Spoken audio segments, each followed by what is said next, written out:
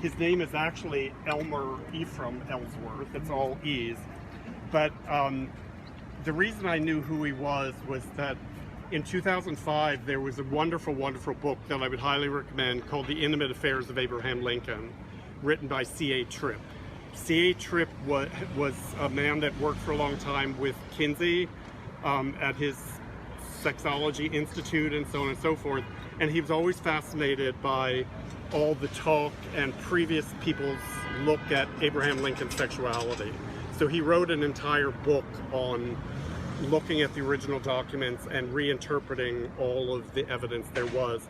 I'm a firm believer in his book, and straight historians freaked out when it was published, but people have come around and now say that he was onto something.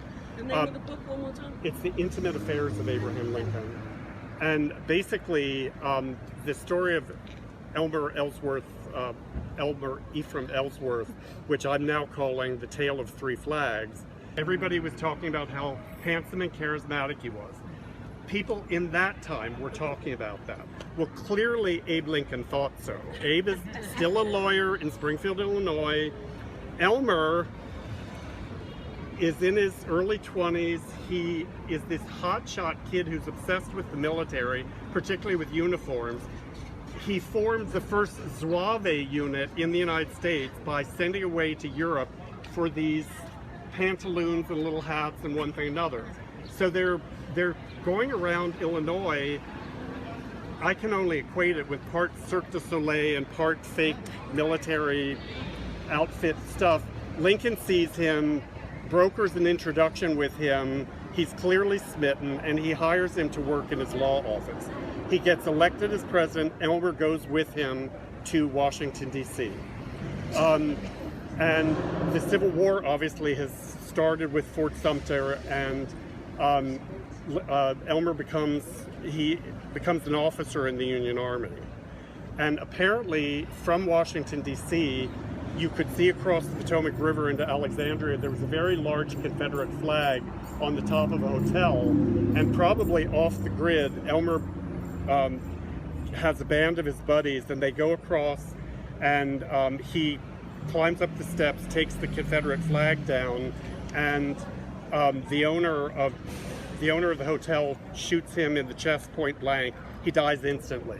And this is a Courier and Ives print.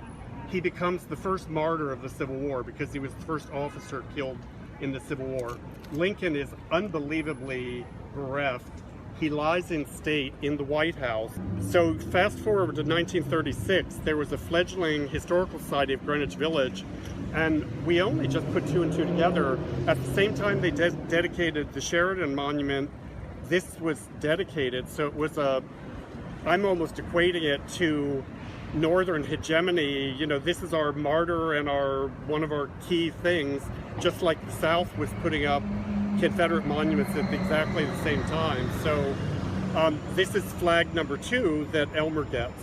When this was declared a national monument, a lot of Greenwich Village activists really wanted a rainbow flag to go up on it.